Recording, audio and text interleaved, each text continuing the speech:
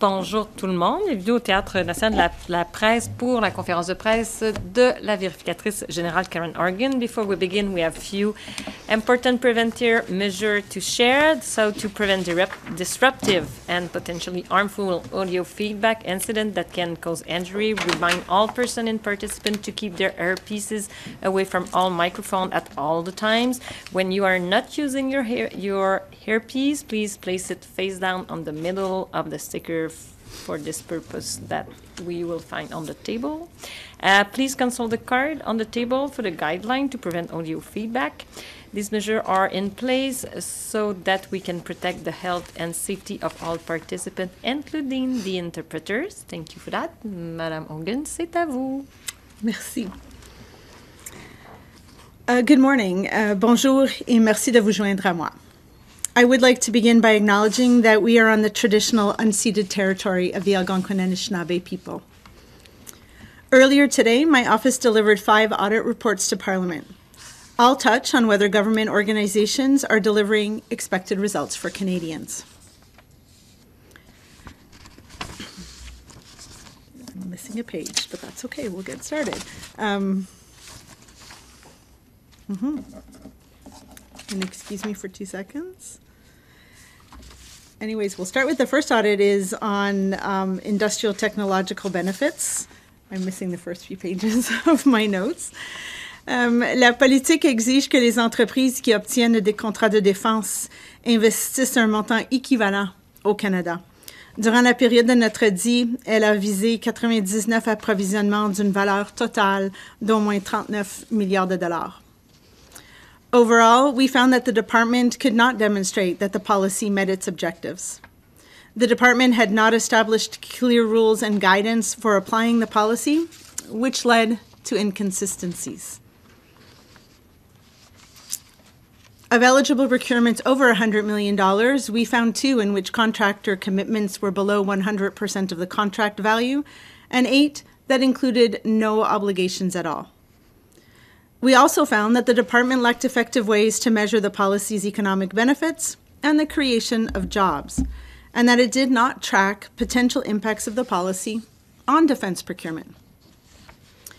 Étant donné l'ampleur des obligations que la politique des retombées industrielles et technologiques impose aux entrepreneurs, il est important qu'Innovation, Sciences et Développement économique Canada ait des moyens efficaces de démontrer si la politique contribue à la création d'emplois, à l'innovation et à la croissance économique.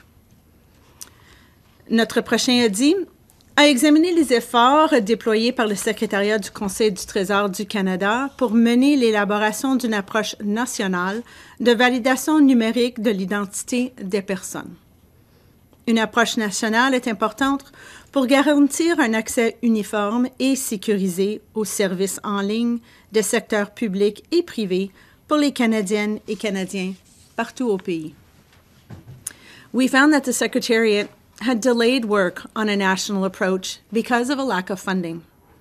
However, it had worked with Employment and Social Development Canada and Shared Services Canada on a needed component of a national approach, a one-stop, online sign-in system that validates a person's identity to access federal services. This would replace the almost 90 separate sign-in portals currently managed by individual federal departments. Some provinces and territories have begun implementing their own identity and access management programs. This means that digital access across levels of government is evolving without common parameters or guidance. A national approach would ensure the interoperability of secure and reliable identity validation systems across public and private sectors. As we concluded our audit, it was unclear whether the development of a national approach would proceed and whether the transition to a new federal sign-in system could be funded without presenting an unmanageable financial burden on federal organizations. Nos 3 prochains audits ont porté sur des programmes et services qui servent directement la population et les entreprises canadiennes. Le premier de ces programmes est Emploi d'été Canada, qui fournit des subventions aux employeurs admissibles afin de créer des emplois pour les jeunes de 15 à 30 ans. Nous avons travaillé avec Statistique Canada pour analyser les données disponibles et avons constaté que ce programme est dans l'intérêt des jeunes. Bien que de nombreux facteurs influencent les résultats à long terme en matière d'emploi, notre analyse a fait ressortir qu'après 9 ans, les participants du programme Emploi-Été Canada gagnaient en moyenne presque 6 000 $ de plus par an que ceux et celles qui n'en avaient pas participé. Nous avons également constaté que depuis 2008, les jeunes qui font face à des obstacles étaient sous-représentés dans le programme, ce qui est préoccupant car il est censé prioriser les possibilités de travail pour ces jeunes. We found that Employment and Social Development Canada did not collect or analyze data to know how many summer jobs the funding created or to report on long-term outcomes of participants in the program. Given the benefits that this program delivers, the department needs to use data to improve the success of all youth in the labor market, including priority groups. Our next audit examined programs to support seniors. In 2023, there were 7.5 million people over the age of 65 in Canada, a total that could almost double within 20 years. In 2018, Employment and Social Development Canada was tasked with supporting the Minister of Seniors to better understand and meet the needs of seniors.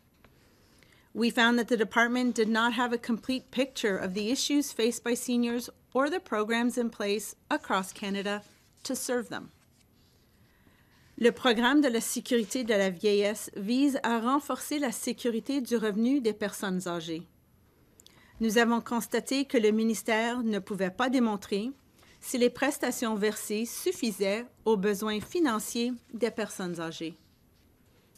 Même si les paiements de la sécurité de la vieillesse sont régulièrement ajustés en fonction de l'inflation en appliquant l'indice des prix à la consommation, le ministère ne pouvait pas démontrer si le niveau d'inflation est différent pour les personnes âgées par rapport à la population canadienne générale.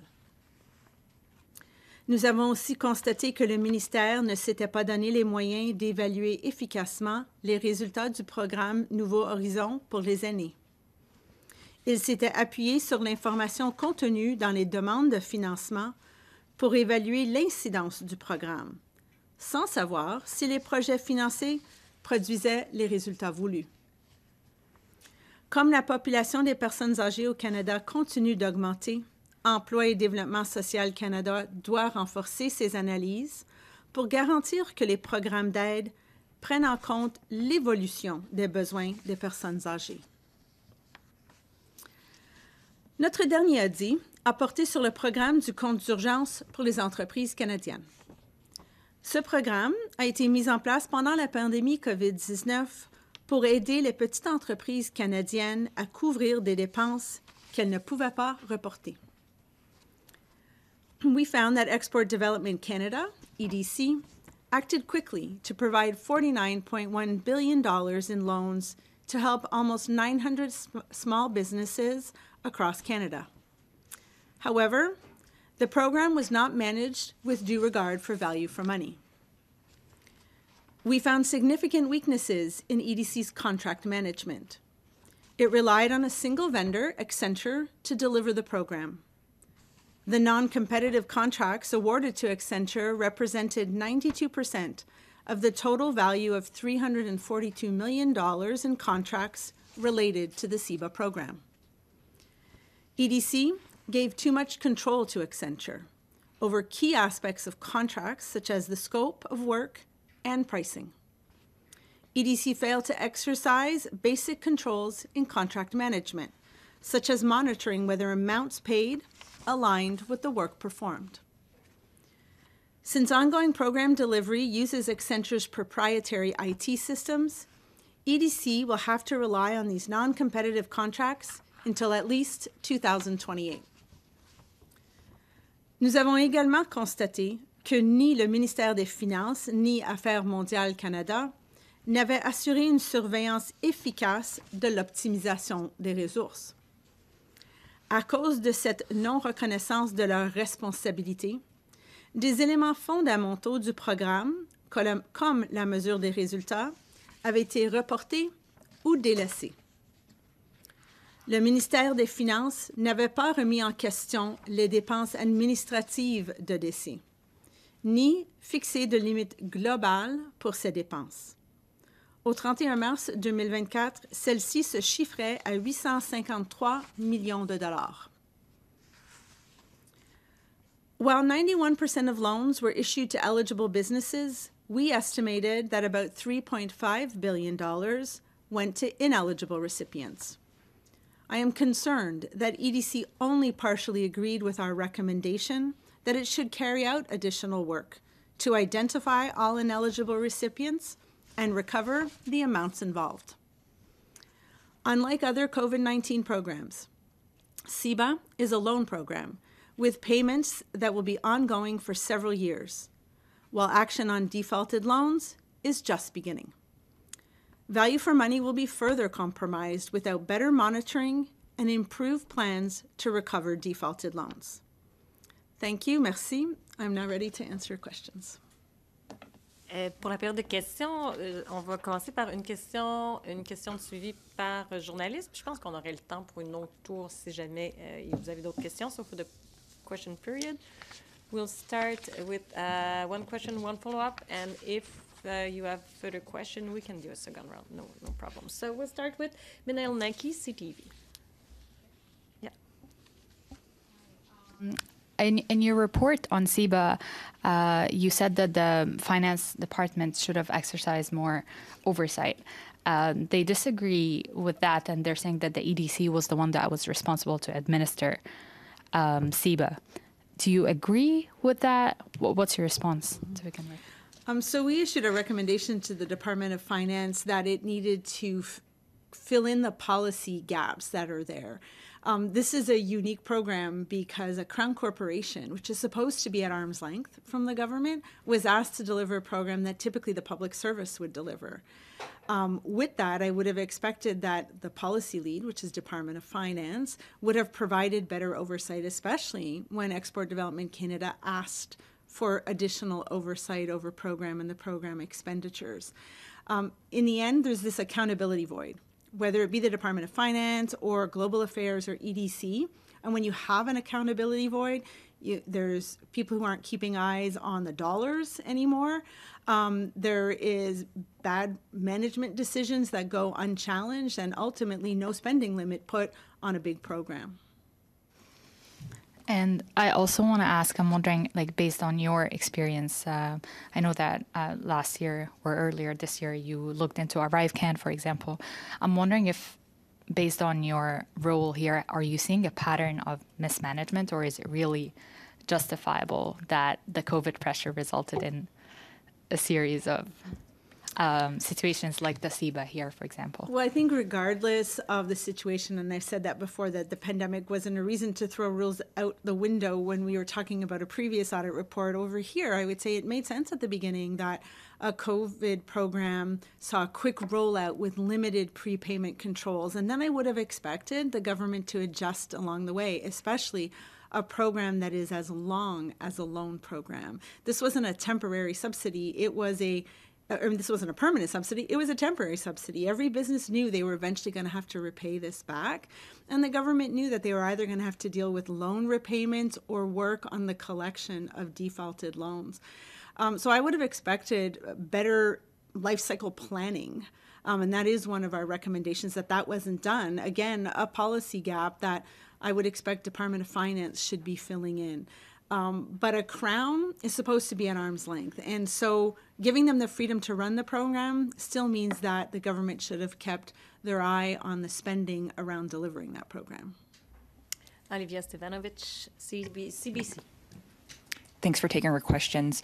Auditor General Hogan, we received a statement from the Department of Finance about your report on the CEBA loans. I just want to read in part some of it. It says that while you offer some good and useful recommendations, the report fails to properly acknowledge that CEBA was designed and delivered during a global pandemic. I wonder if we can get your reaction to that and whether you think it's acceptable for the federal government to use a national emergency as an excuse for what happened here? So I would expect a basic level of due diligence and monitoring of expenditures, regardless of whether a pandemic exists. I think our report does an excellent job of balancing the positives and then highlighting opportunities for improvement. This program did see $49 billion rolled out to almost 900,000 small businesses very quickly. Most businesses waited less than a month to receive their funding. That's a positive. The negatives are that EDC did not properly manage their contracts. They relied heavily on one vendor to deliver this program, and then the two departments who should have been monitoring it failed in their oversight responsibilities. So I agree that at the beginning, quick rollout, limited prepayment controls make sense, but as the years go on, I would expect that the public service adjusts and goes to competitive contracts and recognizes the need to bring work and information back into the public service, and we are not seeing that with this program. Thank you. And as a follow-up, how do you think the federal government should go about retrieving the $8.5 billion that it's owed, and what should be the consequences for the $3.5 billion that was given out to ineligible businesses? Mm-hmm. So in the $8.5 billion, there are still loans that are what the industry would call performing. Individuals are still making monthly repayments, and really there's a next big milestone on December of 2026 when all of the loans will become due. There are also loans, however, that have either been defaulted or loans that went to ineligible recipients. We saw that Export Development Canada, during the rollout of the program, identified businesses that were ineligible to the tune of about $2 billion. They were informed and they needed to repay by the end of last year. About $1 billion of that is still uncollected. So I would expect that the government will continue to take action to recover those funds. The other $1.5 billion we identified during our audit because there had been no post-payment work on some of the loans. And that's where Export Development Canada only partially agreed with our recommendations. And I'm concerned about the lack or the reticence, I guess, of wanting to go back and recover funds. EDC first needs to identify if these businesses are really ineligible and then decide whether or not recovery is going to happen. If the government doesn't want to recover, I expect that they're just going to be clear and transparent with Canadians. Mylène Crête, La Presse. Bonjour. Je voulais savoir, est-ce que le ministère de l'Emploi et du Développement social est en mesure de justifier la bonification de 10 % de la pension de sécurité de vieillesse pour les aînés de 75 ans et plus dans ce que vous avez analysé? On n'a pas regardé les ajustements aux prestations pour la sécurité de la vieillesse. On a vraiment pris la première étape pour identifier si Emploi et Développement social Canada appuyait le ministre des aînés pour lui fournir avec l'information nécessaire pour savoir si les programmes fédéraux comblaient des lacunes dans les programmes qui appuyaient les âgés ou s'il y avait des ajustements requis. Ce qu'on a constaté, c'est que la sécurité de la vieillesse, le paiement de base n'a pas été analysé. Et le fait que ce paiement est ajusté pour l'indice des prix à la consommation qui reflète l'inflation, c'est important de savoir si les âgés sont confrontés à une inflation qui est différente à celui de la population générale. En ce moment, leurs analyses manquent beaucoup de détails et n'a pas assez de rigueur. Alors, on a émis une recommandation qu'ils font une meilleure analyse de l'inflation et des prestations de base pour la sécurité de la vieillesse. Et en ce qui a trait au compte d'urgence pour les entreprises canadiennes, pour les contrats qui ont été octroyés à la firme Accentra, est-ce que vous voyez des similitudes avec les contrats qui avaient été accordés à GC Strategies pour Arifcan, c'est-à-dire sans appel d'offres, les critères sont déterminés par l'entreprise elle-même? Je pense qu'on ne peut pas comparer les deux. Vraiment, pour Arifcan, c'était un ministère qui essayait d'établir un logiciel pour appuyer les mesures de santé à nos frontières. Ici, c'est une société d'État, alors ça amène un enjeu différent, qui a été demandé de livrer un programme de prêt.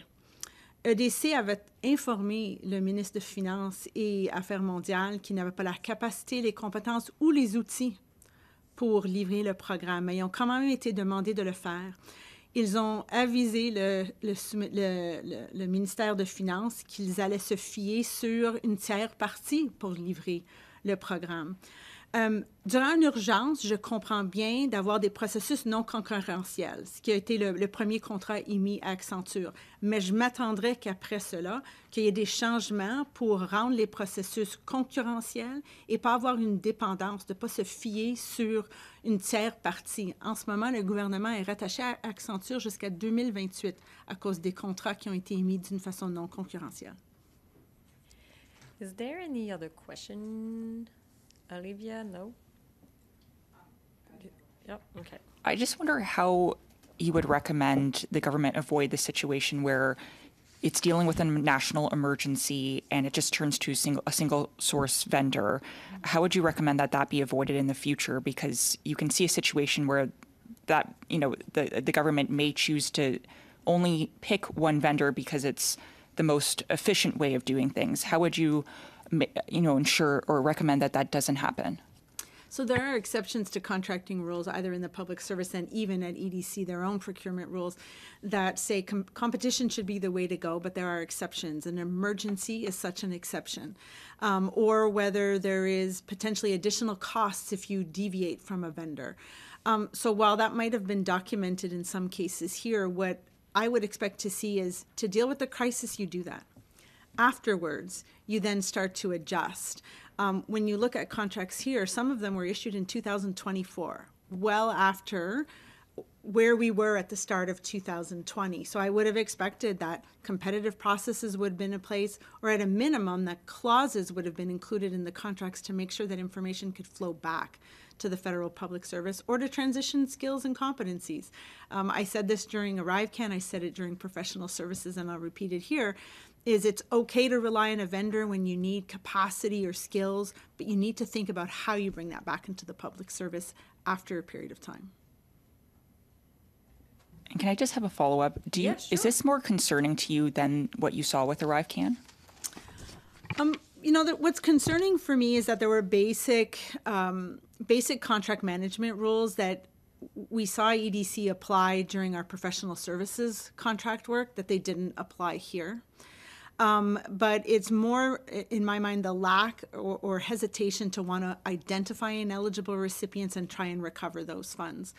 This is similar to the response in 2022 after the wage subsidy program, where the government didn't want to identify ineligible businesses and take measures. And as I said then, and I repeat now, the first step is to know which businesses or individuals are ineligible, and then the next decision is about recovery or not. And that's where the government could be flexible, but they just need to be transparent with Canadians.